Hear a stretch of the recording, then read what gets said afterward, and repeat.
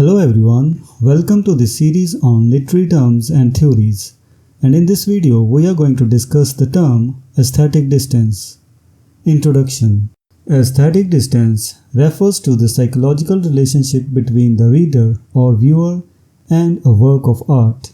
It describes the attitude or perspective of a person in relation to the work, irrespective of whether it is interesting to that person. This concept is crucial in appreciating art objectively, allowing one to remain both involved and detached from the work being analyzed. Definition and importance. Aesthetic distance is essential in the objective appreciation of art.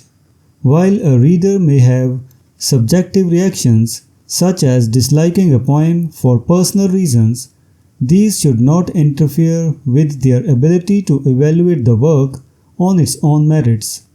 This balance between involvement and detachment ensures that the work is appreciated aesthetically without being confused with reality. Role of the writer. The writer bears the responsibility for gauging and determining the appropriate distance at which their work should be viewed.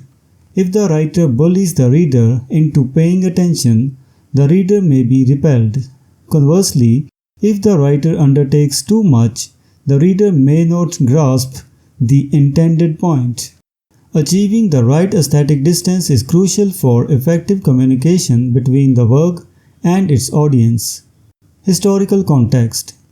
The concept of aesthetic distance became established in the 20th century, though its roots can be traced back to 18th century aesthetics.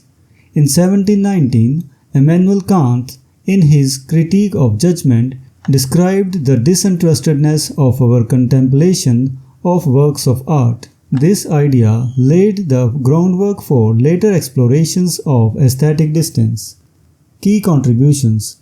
Edward Bullough. In 1912, Bullough published an essay titled Physical Distance for a Factor in Art and an Aesthetic Principle, defining physical distance. This essay is significant in the history of the concept, emphasizing the importance of maintaining a psychological gap between the observer and the work of art.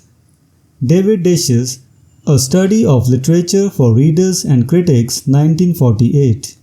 Desch's addressed the issue of aesthetic distance, contributing to its understanding and application in literary criticism. Hans Robert Joss. More recently, Joss developed the theory of the horizon of expectations, giving aesthetic distance a different and additional significance.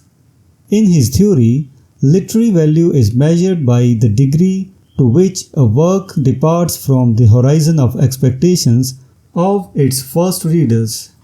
Application in literary criticism. Aesthetic distance plays a crucial role in literary criticism. Critics must evaluate works of art with an awareness of their own subjective responses while striving to maintain an objective perspective. This balance allows for a more nuanced and comprehensive understanding of the work, free from personal biases and preconceived notions. Conclusion. Aesthetic distance is a vital concept in the appreciation and analysis of art. By maintaining an appropriate psychological distance, both readers and critics can engage with works of art more objectively, appreciating their aesthetic qualities without conflating them with reality. Understanding and applying this concept enhances the depth and quality of literary criticism, contributing to a richer and more meaningful engagement with art. So this was the discussion about the term aesthetic distance. We will meet in the next video and discuss some other term. Until then, goodbye and thank you.